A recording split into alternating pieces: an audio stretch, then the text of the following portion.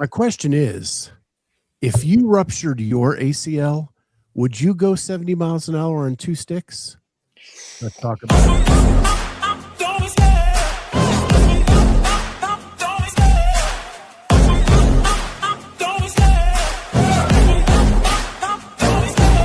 Love the chase and the hunt, and I set the pace when I'm running. I always take what I want and I always give it 100. Don't need a bank, no I'm funded. Play the game like it's nothing. I'm always thankful for something. Don't take for granted, stay humble. Now wake up! It's time to look at the enemy. Look in the mirror if he is no friend to me. It's not working out, maybe it's the chemistry. It's time to break up so I can make a better me. It's lunchtime. What is going on, everybody? Welcome to Lunch with the Clydesdale. Man, I haven't seen some of these people in some time, man. We've got Ken Walters doing some ribeyes. We got Mike DeVito in the chat. We've got Jason Bourne. Hey, you never know where that man is. He could be on a mission at any given time. Dear God, that's Jason Bourne. It's one of my favorite. it's one of my favorite things of all time. And as Trained Olive always says, cowboy. What's going on? We got Terry, we've got Frida, we've got Jenny. Man, all the people love it. Mike DeVito. Jesus Christ, that's Jason Bourne. Jesus Christ, that's Jason Bourne. Yeah, it's one of my favorite gifts. Anytime I see somebody doing something absolutely ridiculous, that's usually my go-to. Jesus Christ, that's Jason Bourne. We're going to get into some stuff today. Before we get into too much, Spectator tickets for Syndicate Crown go on sale this Friday at noon Eastern time. So back in Knoxville again. Love Wilson Pock, man. He puts on a great event and he does everything he can to make it the best experience for everybody. They usually have stuff like outside the arena, inside the arena, stuff to do for the whole family. I have said over and over again that like semifinals are my favorite time of the year to go see an event. It's more intimate. You get to see more people. You get to sit and have conversations. The athletes are more accessible. It's the best time to go watch an event. So those tickets are available this Friday at noon Eastern time. Get them while they hot. So you broke some news to me in your personal life, your personal competitive life, right before we went on the air. You are actually heading on the road. Yeah, next Friday I'll be flying to South Carolina to attend, or not just attend, to compete at Fittest of the Coast on a team because, so we always talk about how awesome the Masters community is, right? We're probably the biggest proponents of them outside the actual Masters podcast that happened. I met a dude my first year at Legends. His name's Dwayne. He was in my age group. Awesome dude. We hit it off, hung out, bullshitted all weekend, and been trying to get together and do a competition together basically since then, and just haven't been able to link up. Well, he hit me up Monday morning, noonish, whatever it was, because he apparently tore his bicep at TFX over the weekend, which I do not recommend. TFX, yes. Tearing your bicep, not so much. And want to see if I could take his place on a team at Fittest of the Coast. And this is how good of a dude this dude is. He's like, just get there. He said, my wife still wants to go because their son and stepdaughter like live in the area, so I'm going to go visit them. He said, take my ticket, go on my team. Partner up, it's co-ed. So I'm going in Masters 35-39. Yay. FYI, I'll be 49 in a month and a half, 2 months, whatever it is. But you look 37. I feel 17, if you really want to know the truth about it. So my wife would say I act 12 if you want to get down to brass tacks. But anyway, they have already got an Airbnb. He said it's 3-bedroom. Come on. He said, just get here. He said, you'd be doing me a favor. And I was like, this is a golden opportunity. I've wanted to do Fittest of the Coast. I missed that. Thanks, Mike. Yeah, Mike says, don't look a day over 48. I've been wanting to do Fittest of the Coast and just haven't, sign up for the qualifiers for whatever reason. They happen right when I'm training for Legends and whatever now else. So I haven't had opportunity to, and this kind of fell in my lap. So yeah, I'm going over there, competing with Anastasia Alexander as my teammate, and we're gonna be on the floor Saturday and Sunday. Well, cool. Hopefully they stream it again this year. Awesome. We can get some peeks at you. Ortega's going to be there. I'll see you there, Ortega. Larry, mentally I'm 20, but I move like I'm 90.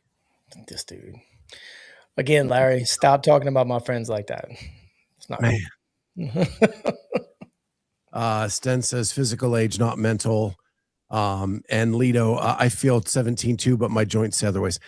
See, I would when I met Lito last year at the Masters Games, I would not have said she was a Masters athlete. If I would have just walked up to her on the street, no way would I have said she's a Masters athlete. No, I can believe that just from seeing her videos and like the content that she posts and whatnot. The shock of red hair, first of all, is probably like your first indication that there's no possible way this chick's a Masters athlete. But then, like, in everything I've seen, she does not come across as being and don't take this the wrong way, Lito, as being as old as she is. The other thing it shows is like CrossFit is the age-defying drug. It's amazing how it works. Isn't it? Like you get healthy and you do all the things you're supposed to do and you look younger than you are. Look it, feel it, move like it. I tell people all the time. I told my class this morning as we were warming up, we had a brand new girl who is 3 weeks in, and like we do air squats. If you're in my warm up, you're doing air squats at some point. And I said, if you want to get a solid flex on somebody at the grocery store and you got to get something off the bottom shelf, drop into a squat and just sit there for a second, because people will look at you like you are an exotic animal that they have never seen before. They don't understand how you can do it. Only babies can do that. No, it's not how it works. CrossFit is the fountain of youth. And Vicky says, Lito, you are one of my goals, girl. Yeah. Lito's fit, man. Really fit. Come on, Shanna. Shanna does not look her age. I was told I look like someone's grandma on the floor by a photographer. Yeah. And then you did things that none of them could actually do. Correct. Says former CrossFit Games champion Shanna Buns. Mike DeVito, I show grocery store dominance by going into the 15 items or less, like with 30 items. No, just walk in there like this. What you gonna do about it? What you gonna do? I'm ringing all these up. All of us are probably younger than the 20-year-olds just sitting on the couch. There you go. That's a fact, Fredo. At the grocery store, I have to step on the bottom shelf to reach the top shelf. That'll get you looks too. Hey, Meredith. Yeah. Same. But you can do it. Yeah. But you can do it. Yeah. You got enough balance and strength and coordination to be able to actually stand on that thing and reach up and grab whatever you need and then come back down off of it. 100%. Chattanooga, I always say I'm still 17. My Whoop says 28. Actual age is 38. See? Fountain of youth. It's fountain of youth. My fitness age on my Garmin refuses to get below 45 and a half because it still reads BMI instead of actual like body fat percentage. And so like my BMI is like 30 because I weigh 185 pounds and I'm 5'6". So it's like, you could get down to like 30 something, but apparently my watch thinks I'm fat, which is fucking hilarious. This is what someone told me when I first started CrossFit. When Arnold Schwarzenegger won Mr. Universe, the ultimate like physique competition in the world. At the time he won Mr. Universe, his BMI said he was obese. Yeah, 100%. So, such a bullshit thing. Why? It's taken us all this long to flip the food pyramid. Maybe we can flip the freaking BMI calculation as well. Just get sometime in the near future. It's useless. A dude literally made it up. Like, I forget if it was the 70s or the 80s or something like that, but like he just kind of made up some calculations and then everybody just rolled with it. Alrighty. Larry says if his BMI gets down to 30, he might not wear a shirt anymore. If mine gets down to 30, I am never wearing a shirt. No. I will go into the 20 items or less with 30 going, what you want to do? Oh. All right. So yesterday I caught up on the Rich Froning podcast. Okay. And I'm going to preface this with Rich is my favorite male athlete of all time. Absolutely. I've said that a million times on the show. I think he is the greatest athlete to ever come through CrossFit. And regardless of the dominance of Matt Frazier, I think Rich would have done whatever it took to compete against Matt in the time that they were together, right? Absolutely. But this whole and I know some of this is clickbait to get people to click on their stuff. However, in the middle of the podcast, they talked about why people aren't signing up for the Mayhem Classic. Why would you not? Why would you not? And then Scott Vandersloot is saying, if I am an elite athlete who is a top 10 games athlete, I would want to go up against the best in the world. And I would want to come to, and then they talked about the good old days of the Central East where Rich had to go up against the Marcus Hendrens and the Dan Baileys and the Scott Pancheks and all of those people all in the same regional. Right. Apples to oranges, buddy. Back then you had no choice. Wherever you lived, you had to compete. Now you have a choice. It's the way the season is structured. 2, I'm glad that you love your event so much that you think it is the only option for people. But I love Wilson Pock, and Syndicate Crown has been a very well-run event for several years. Why do you think everybody thinks yours is the premier event and everything else is like step down? And I guess when you're creating it, you need to think about that. You need to think that that is the case. But the fact of the matter is Wilson's been doing this a long time. Yeah. And he's really damn good at it. Right? The other thing, people don't live all on the East Coast. Some people live in Europe. Some people live on the West Coast. And there are options much closer and much more easy to get to than Cookeville, Tennessee. And have the nostalgia factor that there are people throwing in just by being at Del Mar, regardless of who's running it. People want to go because that's where it's at. Right. It is. There's so many factors to this. And I am putting most of this on Scott Vandersloot. He was the one saying and kind of calling people out that if you are an elite athlete, you should not be afraid of anybody. I don't think half the field that said no is afraid of anybody. I think they just had better options in the overall scheme of the season. And then you take someone like James Sprague, who said on Savan yesterday, I'm only doing one semifinal so that I can collect the biggest contract I earned at WFP. So I'm only doing one semifinal, and I'm confident if I can get my spot in that one, and I'm making it close at NorCal. They're spoiled for choice. You got Mayhem, Syndicate, Legends, NorCal. That's just here. That is just here in America. Not counting French Throwdown, Far East. I'm sure I'm forgetting 4 of them.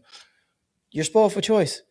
Yeah. So to say that people are scared to go is, you know who's scared to go? People who don't sign up for any of them. People who don't do any of the qualifiers for any of them. That's who's scared to go. Or somebody's scared to go. To do a 10K row and go to the Far East in the qualifier, so the competition's low over there.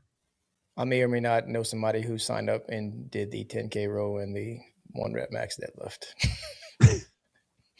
I mean, cannot confirm nor deny, but I may or may not know somebody who did that and was just as bad as anticipated.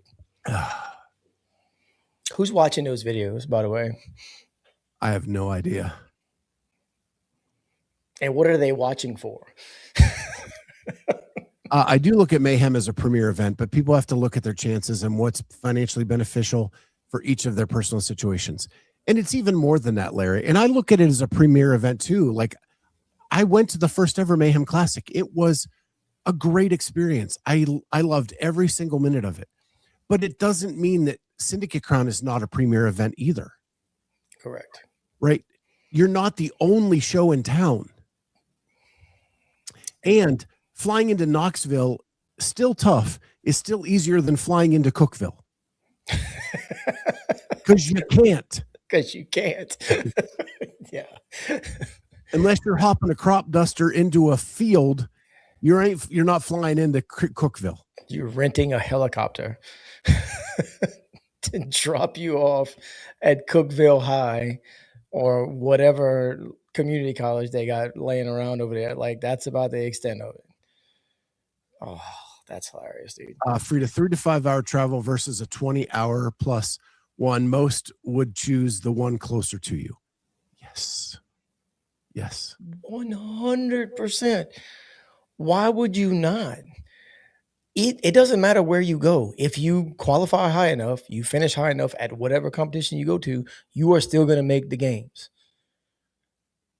So why would you not take the one you either think you have A, the best shot at, B, is the closest / most convenient to your house, to where you live, to where you stay, to where you train, to where you're ever going to be at that time of the year, whatever that looks like. Why would you not? The outcome's going to be the same. The field might be a little bit different. They're going to be different at all of them. Wilson's is going to be the most exclusive, because if you didn't sign up for the Open, if you're not actually in it, or if you already qualified, you don't get to go. Yeah. Which is the only one, as far as I know, the only person that's doing that. And that's the only one that's making any sense out of it. Anashoop says, I love the Syndicate Crown. This will be my 3rd year going. Syndicate Crown is awesome. And they do such a good job running the event.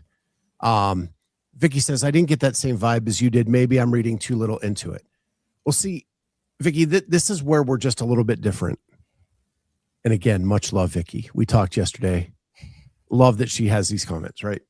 I'm doing a talk show every single day where I need to come up with topics.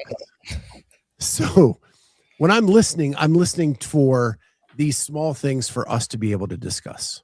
Yeah.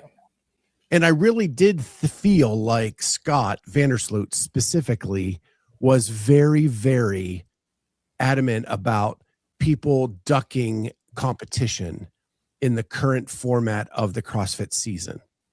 I don't think Rory or Rich, although sometimes they agreed with things he said, I don't think that they were as adamant as Scott was about that specific piece. But when he came in saying, well, listen, you had to go up against the tough and you didn't complain and you didn't do this, and nobody's complaining right now. Also, that was 15 years ago. Right. And you had to go where you lived. He had no choice. You had to go up against who you had to go up against. If I'm Jason Hopper, I can literally go wherever I want to go, whichever one I want to sign up for. It doesn't matter. Or any one of those guys. Kenneth DeLapp, been a member of the show for 20 months. That's almost 2 years, 2 straight years. The original lunch show. You got it, man. Man, Kenneth's been with us for a long, long time. He is the man. Absolutely. Jenny says it still should be that way. I hope they bring back regionals for that reason. I want them to bring back regionals, but I don't. It's not because of the competition. It's because that it brings the competition close to the affiliates where the people are from, and then the affiliate support is much bigger than what we have currently with semifinals. That's my main reason for wanting regionals back again. I would say that plus standardized programming. God, I hate standardized programming.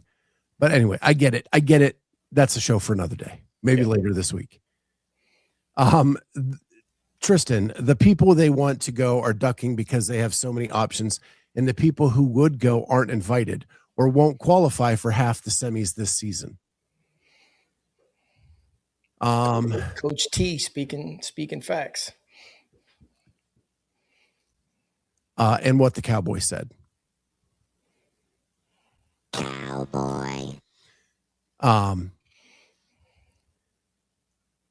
Shanna is coming. This is on something we talked about yesterday about Pat Vellner having an ablation done yesterday, and it was on his story. He actually came out on YouTube or not YouTube, Instagram, and explained what the process was. He had an atrial flutter, not full AFib. It's a different rhythm than an AFib, but it was happening during competitions and putting him out of breath.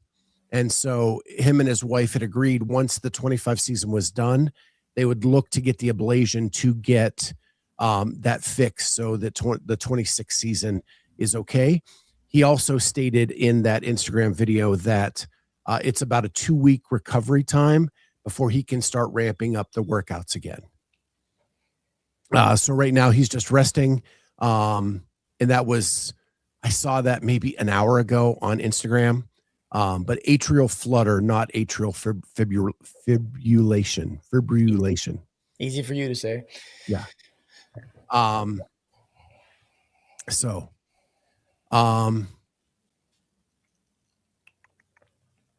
Regionals were the best in my opinion. I think they brought a lot. They're the best for the fans for sure. Yeah. It's figuring out the monetary piece of it. Yeah. And I'm sure there are some brains that can figure out some ways to save on the monetary piece. Because if you're getting more affiliates to show up and support the athletes, you're getting more gate receipts. So there's got to be a way. Like, I'm in the Central or Central East or whatever it was, whichever version we were doing. Nashville was sold out every time we went. Oh, I bet. Central East was sold out in Cincinnati or Columbus every time we went. So the gate receipts would be higher. The problem we had at that time is some of the regionals weren't as strong and they did not get the attendance like California and Central got during those times. Southeast regional. You can say it. It's fine. Shanna says just say AFib. Yeah. Sometimes I like the challenge, and then I realize halfway into it, I'm like, it wasn't worth it. Maybe I should not. Ortega says, no one is ducking. It's strategic. What's the best route to qualify for the games? Yeah. Vicky's going to make Cory a combo hat, half baseball, half cowboy hat. I'd rather her go with the original thing she wrote, half and then a third. I would like to see how she's going to make that work. Math is hard. Math is hard. Cowboy in the back or front. Make it reversible so he can go either way. Oh, yeah, just going to put one side and then one side. Oh, go the down the middle. Yeah, absolutely. Split it right down. So yeah. So anyway, that was my line of the why is Mayhem getting butt hurt over this whole thing. It was really Scott Vandersloot who was really kind of attacking the athletes for it. They have a great lineup at Mayhem, regardless of everything. They put together a really good lineup. It's going to be fun to watch. I'm sure they're going to put together a great show. So yeah, there's all that. Yesterday we were going to talk about, and we ran out of time, and that is, should CrossFit have an all-star or Pro Bowl type game at the end of the season? And I say this because the NFL is getting attacked right now. The Pro Bowl flag football game happened last night. Really atrocious to watch, really hard to watch. I liked it better when they did like skills competitions instead of an actual game of any kind of type where like a quarterback had to hit moving targets. And they even had a center thing where you had to like snap the ball through holes, right? And you got points, and they did a tug of war. Like that stuff was more fun to me than like actually playing the game. And I saw a highlight this morning of Joe Burrow and them like out there, and then who was it? anyway, he caught an interception and ran it back. And like, I didn't realize what I was looking at until just now when you said that they played a flag football game, that's what it actually was. And I'm like, it looked like they were goofing around and like playing a pickup game. Yep. Like that's what it looked like from the highlight that I saw. I would never have known that's what that actually was. That's wild. Vicky said, typing without glasses on is hard. Yeah. After sinus surgery, I couldn't wear glasses for a couple days. Texting was nearly impossible. As far as CrossFit having one, dude, what John George says right there is 100% correct. Does not want to see CrossFit athlete doing a workout for fun. Isn't that the theme of Waza California has gone for? Yeah. Even regular Wadapalooza, like not even SoCal, dude. Like they're out there and they're competing, but it's for them to compete and have fun and maybe win, a little bit of prize money or whatever the case may be. They're not doing the wild, crazy shit that they would normally do to try to win workouts, right? They're not Matt Fraser diving over hitting his chest piece and falling 3 feet off the concrete to get second place in the what was it? Farmer's Nightmare, whatever it was called, right? Yeah. Oh, Strongman's Fear. Excuse me. Strongman's Fear. He didn't even win that workout, but he was trying to get those points so bad and beat Wachowski so bad. Mike Wazowski's a whole different person. Yeah, Brent has 2 eyes. Mike won. Mike won, yeah. You don't get that if they're just out there doing it for fun. I mean, it doesn't matter. Ken Walter says no, because it's an individual sport. So CrossFit Pro Bowl game wouldn't be any different than any other competition. However, 70s ABC Wide World of Sports Superstars would be great. Yes. I think that'd be cool. Or what Delap said right there, a celebrity all-star game, make them play softball. Yeah. Khalipa would be last pick. 100%. 100%. Make them play softball. Make them do something that's actually athletic and see who can and who can't. Host some personalities or other sports athletes at the ranch. The problem with that is you have to get the participation of the other athletes, right? Do remember when MTV used to do Rock and Jock? Yeah. They would get Average celebrities shows, out there, right? And yeah, something along those lines, but you got CrossFit athletes and then actual athletes, right? So you got Tyson Bagent is on a team with Justin Medeiros, and they have to do something athletic, right? Yeah. We find out if Justin can actually throw a baseball 10 feet and hit somebody in the glove. We know Tyson can. Here's my dilemma with that. Is CrossFit seems to get stuck in a rut when they have an athlete in another sport that loves CrossFit. And yeah. I love Tyson Bagent. I am the biggest Chicago Bears fan you will ever meet. Right. I watch everything that dude is on. Yeah. I want more than, I want more than just Tyson involved, right? I want other. Well, that's what I'm saying. Like you'd have to go form it out and figure out who's doing CrossFit and who isn't, in the wide world of sports, because I'm sure there's a ton of people that are still doing it, but be able to get them together and get them in the same place and do something along those lines. That would be fun to watch. Well, because then you get to see them doing stuff that they don't normally do. There's that event over in the UK. I don't think they did it this year, but they did it the past 2 years. And one of the things was there was an American Ninja Warrior course. Watching the CrossFitters attempt the ninja course was fun for me to watch. If you added pieces like that to something where you brought them together, that would be really cool to me. Yeah. The more I was thinking about it last night, I thought maybe we already have. Yeah. Patrick Clark said Fit Fest. That's what it was. Maybe we already have our all-star game. And initially you think, well, Wadapalooza SoCal, right? You're bringing people North America versus the world. It's kind of this big thing. And that could be it, kind of. But I think Rogue is it too. Rogue essentially is taking the best athletes from that season. I know their new formula goes back a few years. Right. If they went back to the old way of basically taking the top 15 from the games and moved in and had the invitational, that essentially becomes your all-star game. It's the best of the best with all of their expenses covered, coming to have fun, but there's serious money on the line. Like, you're not getting half-assed effort at Rogue. No.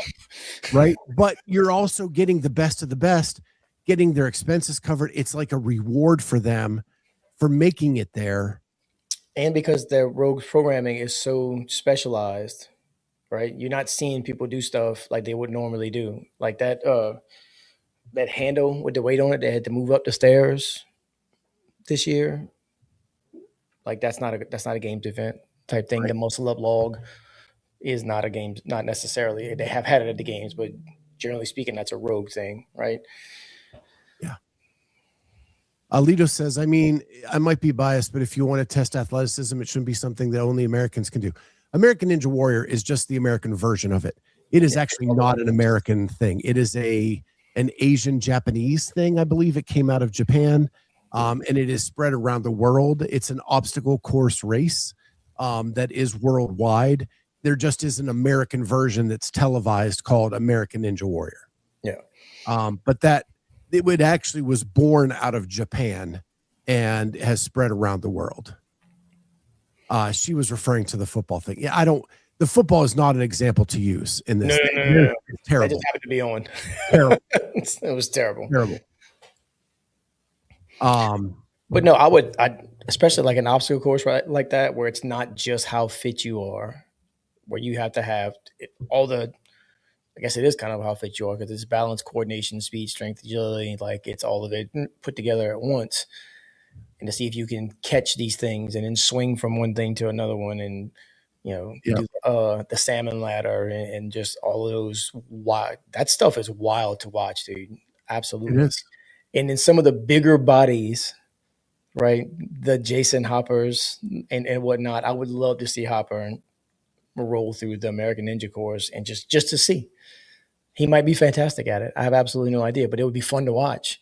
Well, what was fun is so when FitFest did that last year, I think it was, I think Patrick was actually the one filming it. He filmed them trying it, and you could see them like adapting as they were going through it. The first time through, they weren't doing well. Second time through, all of a sudden, they made a little bit further. Third time through, now we're starting to get it. And it was really fun watching those with high athleticism figure it out faster as they're going through it repeatedly. And so that would be fun. And it would be a competition that would favor the smaller athlete, that their grip strength would hold up more because they're not supporting 230 pounds on a bar. Dangling from one arm, trying to swing to the next one. Yeah. Yeah. So I think there could be things that would make that a lot of fun. I think you could add something like that to like Wodapalooza SoCal, which is like an adaptable athletic type thing as one of the events that would make it fun. I just think that like SoCal has to like get it refined down a little bit more. They've only done it 2 years. Maybe give them a little bit more time to get it refined, and maybe we will have something there. I think the only thing that is my biggest drawback with SoCal is in the past 2 years that it's been around, it's been so sponsor dependent. Yeah. And I don't think their tier is sponsoring it this year. So maybe it won't be as sponsor dependent moving into the future. Love it. Oh, yeah. Amanda Fillers, we found a place with an obstacle course in 2017 and got to go practice there beforehand. Yeah, I worked as a volunteer at the 2017 games in the O course and helped with that whole thing. That was so much fun to watch. I'll watch the documentary just to watch that part of it. just to watch Matt fall off, Pat fall off, like right. Well, that right was 18. The 18 was when they fell off. Yeah, 18 was where they had the drag rescue Randy at the end. You talking about the one where it was freezing cold outside. Yeah, exactly. It was snowing. Literally snowing in August. Yeah, that one was fun to watch too, with the caving ladder and all of that good stuff in it. But yeah, no, both of those were fantastic. I think a test of common things that CrossFit can be beneficial, but just at extreme levels. That's why I love events like Strongman Sphere from the games. That's another 2017 event, one of my favorite events ever. You know, I've told the story on here. My job was to run down, grab the yoke, and bring it back to reset in between every event. And that was one of the highlights of my CrossFit life, getting to do that.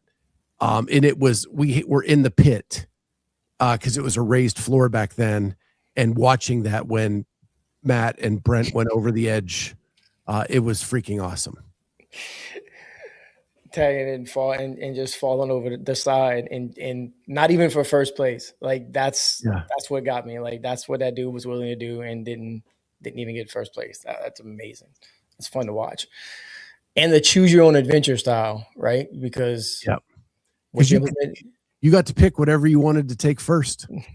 Go for and then it. They added the handstand walk piece for a gymnastics aspect to it.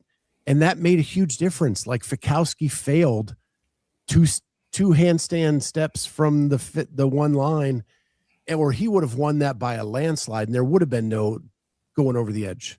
No. Climbing snail was a fun one to watch. And Frida, that's a great point. And I think we're the door aspect of CrossFit competition. 100%. We've been inside for a couple years now.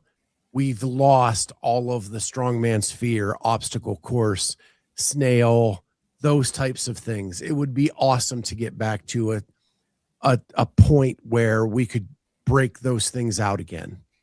And maybe during an all-star competition or at the end of the season. Chaos. That was another one where you just go until your judge tells you to stop. I didn't know. Yeah, all good stuff. The more we're inside, the more it's predictable. The more it's predictable and the less exciting, like it ends up coming down to the race, and it's less spectacle than it used to be. And not that the spectacle is more important than the race, but you have to have a good balance of both. I think you have to have something that is fun to watch and has a good race at the same time. When you can't tell where anybody's at, or you have to rely on the screen or the announcer or something, Chase or Bill or whoever to tell you, hey, this person is right here or whatnot. You can follow it, but it's not as exciting as holy shit. Katrin just made it to the sled, that pulling thing, whatever, I forget what it's called, and she is smoking everybody. It's not even close. Right. Watching them move across the floor or whatnot, like it's that kind of stuff was way more fun for me. The killer cage. The fact that has never came back, that is all those pieces and parts are sitting in a warehouse somewhere. And like that shit was fun to watch. Yeah, that's why Rogue owns 5 buildings in Columbus. 100%. 100%. Like PC said, they're all sitting around somewhere in a warehouse.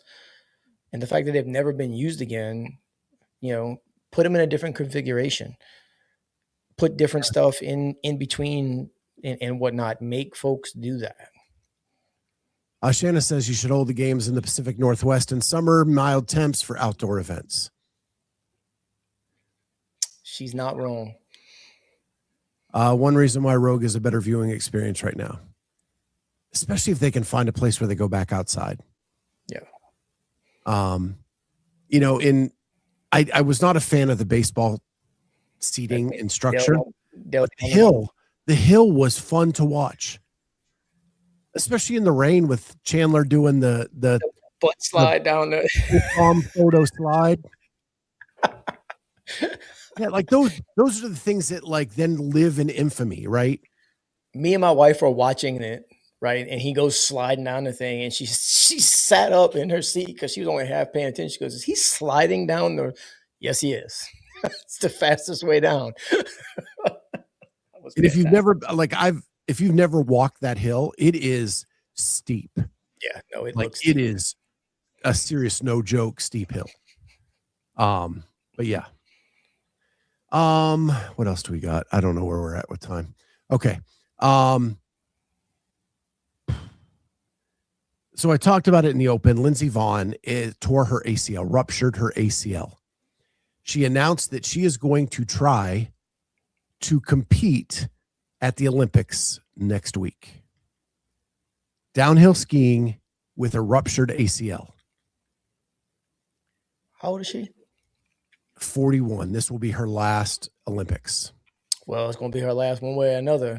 She already has a robotic knee. Yeah. On the right side. This was her left. Do you think that we had a text thing with Jamie and Carolyn and Lex. Do you think that it's even safe for her to do that? No. How could it be? I mean, they reach speeds of 70 to 80 miles an hour. Yeah. That's what Mark Phillips says right there. Yeah, I mean, Frida says that's insane. Mark Phillips, I can't imagine how she's going to do this. So when Bill blew his at Achilles semifinals, right? And he finished the workout. How he did that, I don't know. How he did that, I don't know. But adrenaline, he was in the process, blah blah blah, moving still. Probably more bouncing on one foot than the other one at that point because he was already had an imbalance according to the dude that he's. But this is already done. So what is she gonna crutch her way up to because Bill was on crutches for 6-8 months, after surgery, whatever it was. I saw him a whole lot. So if it's blown, how are you even going to get on skis? So apparently, I watched a doctor today kind of explain it, and he thinks that she can do it practicing because she's not going to go to that extreme. Like you just talked about with Fraser and Fikowski finishing the sphere and the effort they put at the end, putting that much effort in. So the turns aren't as tight. The speed isn't as great. So it's going to feel okay for a minute, all braced up. But the problem is you're going to get into a trouble spot and you're going to try to engage the stuff that you've been trained to engage, and it's not going to be there. Yeah. And then you fall down the mountain instead of slide down it. Dude, I don't. Shanna, lots of splinting of the knee for support, I guess. But what limiting factor is that going to be? So watching this video, the ACL is what keeps your tibia, the bottom bone, from the top bone from going out in front of it. The tibia from going out. And so when it tears, it goes out in front and then snaps back. But then the ligament is gone. Yeah. Right. So now she doesn't have that kind of preventing it from going out forward. And it's also at an angle, so it'll actually spiral without the support, is the way this doctor explained it. And if that knee becomes the outside knee that she has to push on to turn, and she has to engage that and it's not there, it could be dangerous at 70 miles an hour. It could be dangerous at 7 miles an hour.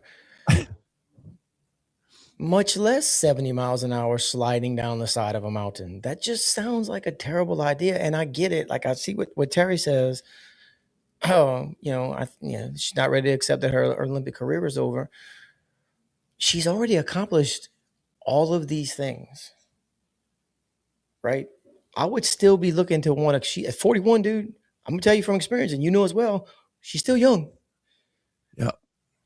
So do you still want to walk? You still want to be able to run? You still want to stay fit, active the rest of your life? To risk it just to say, well, I made the Olympics and I'm going to do my event that everybody knows me for, just so I can slide down the side of a mountain and maybe make it all the way to the bottom without making it worse. because she already needs surgery. It's already gone. Yeah. I mean, Well, I know, but that part's gone. But then what else is going to happen whenever, like you said, whenever she just goes into what she normally would do. To that, my only fear is, does she end up in a wheelchair at 45 because she has nothing left in either knee? Exactly. Vicky says, that said, do CrossFitters appear soft to people like that with all of our safety conversations? I don't know. That's all relative, like what people think about things. I watched a thing on Get Up this morning where they were counting down the 5 guttiest performances of all time, like people that fought through injury. And they couldn't even agree on the set. And it was comical, like what somebody thought was, they brought up Michael Jordan's flu game, and one of the athletes was like, so he fought through the sniffles to play a game.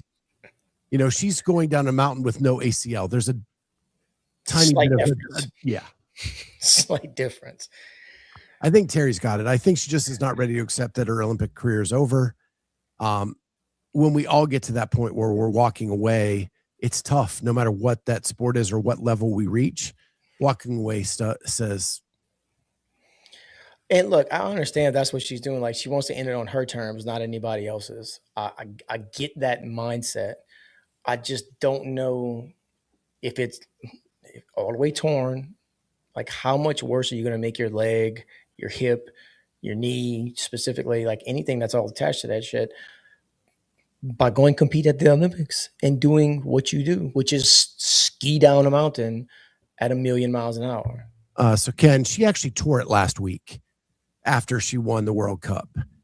She just had a press conference yesterday saying she was still going to compete. She was actually airlifted off the mountain less than a week ago. And that's where they found out she ruptured the ACL. Larry Young, I know a guy after several ACL surgeries. Last time he just didn't fix it and wore the ACL brace. Played softball for years at a high level. Yeah, I think softball and skiing down a mountain at 70 miles an hour are a little bit different. Slightly. She also said she's doing this to honor her mother who died of ALS, to bring more awareness to the disease. That's admirable. I just don't want her to, I just hope she isn't like compromised for the rest of her life because of it.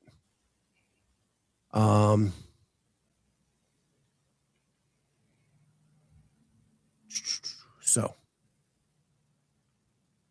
if you can't run on it, you should not ski on it, especially not high impact. Yeah. All right. One last thing before we go. WFP released their rule book for the season. It's out there for everybody to view. The only thing I'm going to say about this, and it's going to be super short. Last year, I was very supportive of the WFP in the decision they made with Alex Kazan, and that they said that they had changed the rule and that cannabinoids. Yeah, cannabinoids were not actually illegal anymore. They had changed that. However, they released the rule book again. They are still in there. Get your paperwork done, please. Like, I tried to support you in that, saying that you can make the decision and maybe the paperwork didn't keep up with it. Don't a year later put it back out with the same damn thing. Come on. I tried to support you on that front. I tried, but you can't keep doing stuff like this. Get a better editor. Street drugs. I missed that.